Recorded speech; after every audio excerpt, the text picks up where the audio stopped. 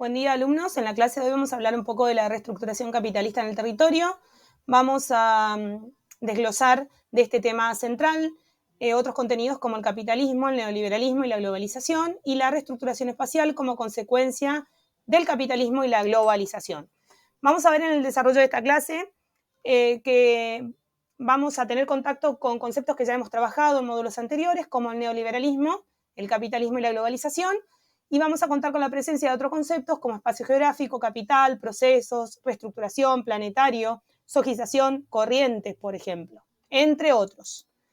Para comenzar esta clase, vamos a revisar un poco el tema de la globalización. Vamos a basarnos en la idea de hablar de la globalización como un proceso económico, social, político, tecnológico y cultural a escala planetaria, que está relacionado con el capitalismo, la democracia y la diversidad, que es uno de los signos más destacados de esta edad contemporánea, que tiene sus orígenes entre los siglos XV y XVII, cuando los europeos exploran el mundo, obviamente en esos viajes de exploración, incluyendo América. Es un proceso que se va a intensificar con el término de la Segunda Guerra Mundial y con el fin de la Guerra Fría, y que va a continuar hasta el día de hoy gracias al desarrollo de la tecnología y el avance de las comunicaciones, como por ejemplo Internet, que va a permitir el contacto estrecho entre lugares que están distanciados. Otro concepto que vamos a repasar es el de capitalismo. Para entender este sistema económico, quizás hace falta ubicarlo desde un marco histórico, para lo cual vamos a hablar de un capitalismo incluido en la Edad Media, entre los siglos XV y XVII, con inicios que son de carácter feudal, con la aparición de una nueva clase social como la burguesía, que va a acumular el capital a través de la posesión de la tierra. También vamos a hablar de un capitalismo ubicado en la modernidad, entre los siglos XVII y XVIII, con una expansión industrial, con la llegada de la revolución industrial y la máquina a vapor, con una producción que aumenta al menor tiempo, con una población rural que realiza un éxodo, o sea, se traslada del campo a la ciudad en búsqueda de empleos en estas fábricas nuevas que se van a abrir en esta edad moderna gracias a la revolución industrial, con la idea de tener un mejor trabajo, una mejor remuneración y obviamente mejores condiciones de vida. También en esta época de la modernidad van a surgir ideas como la de Adam Smith en su obra La riqueza de las naciones, donde se establece la libertad de comercio sin la intervención estatal.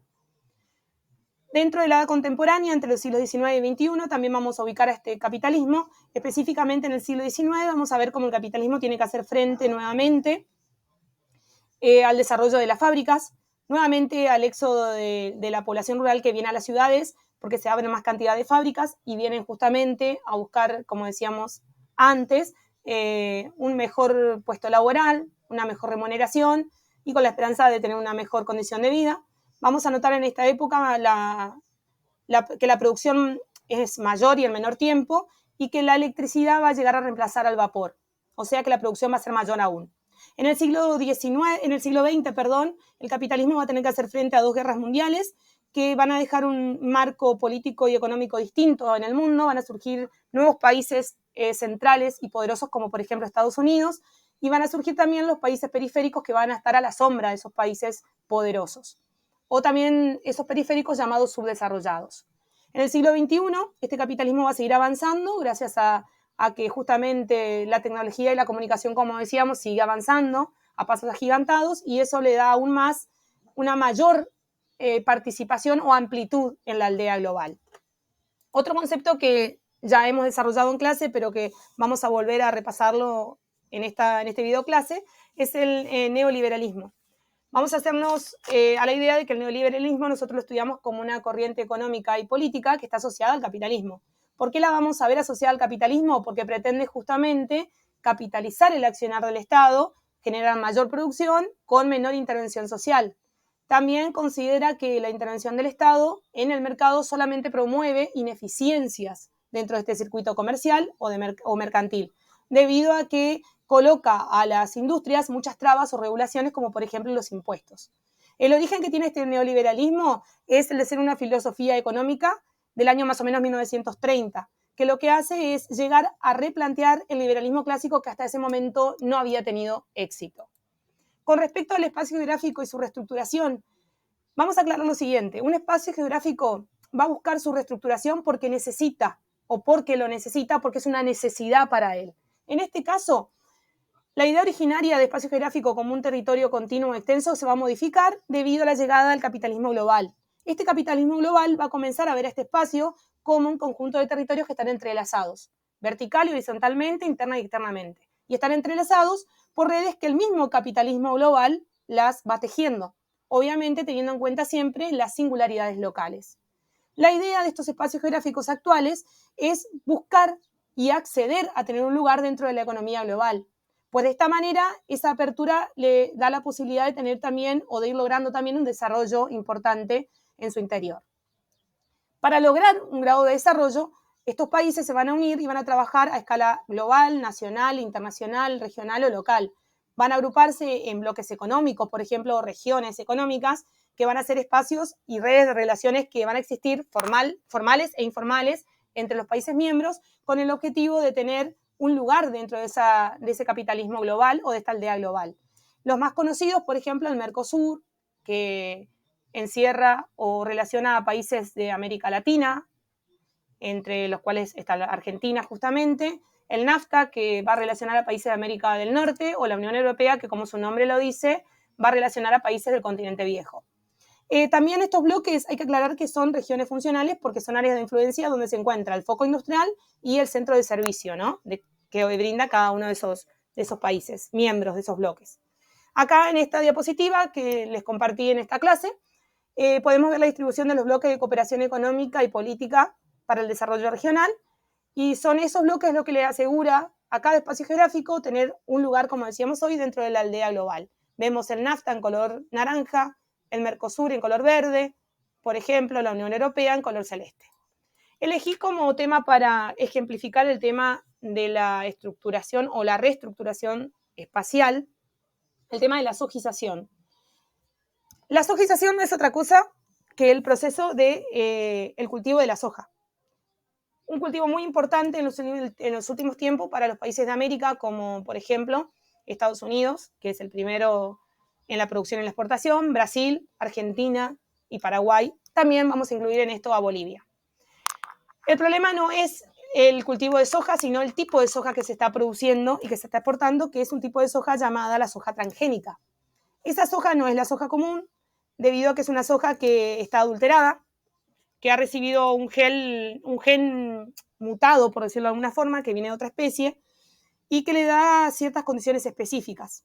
Por ejemplo, con ese gen mutado que recibe, la soja transgénica tiene resistencia a los herbicidas y eso hace que los productores puedan controlar la maleza y también le permite soportar la falta de agua. Entonces, esta soja lo que puede hacer es ser plantada en zonas áridas o de clima árido o de suelo árido, porque resisten justamente la falta del agua.